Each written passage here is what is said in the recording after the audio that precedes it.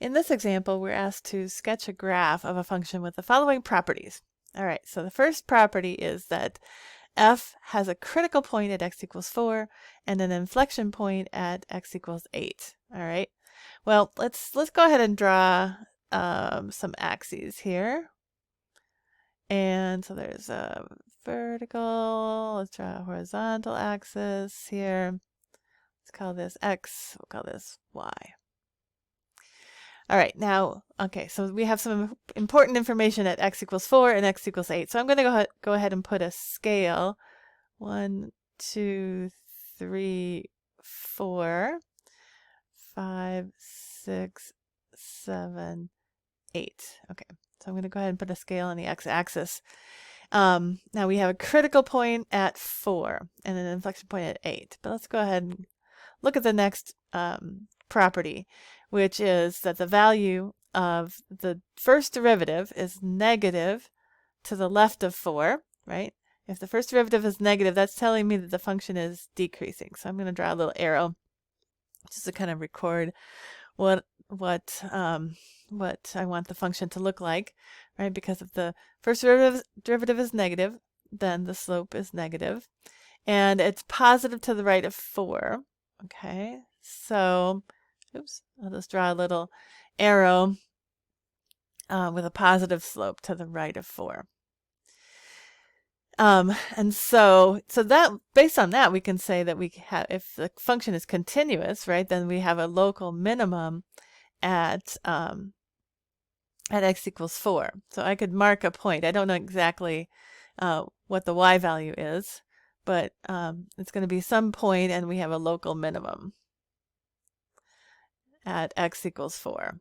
And now the next piece of information that we're given is that the second derivative is positive to the left of 8, and it's negative to the right of 8. All right, so that just means that if the second derivative is positive, it's concave up, and if the second derivative is negative, it's concave down, right? Concave down looks like that, concave up looks like that. So we have sort of a U shape. We have a U shape to the left of 8, and then it switches, right? So let's just kind of draw what that looks like. Let's come in here. We have a critical point there, so the derivative is 0, and then it just sort of continues like that until we get to 8. Right? At 8, we have a change in concavity. Now it's still increasing, right? Because we're told that the first derivative is positive to the left of 4, and 8 is to the left of, or sorry, to the right of 4. It's positive. The first derivative is positive to the right of 4.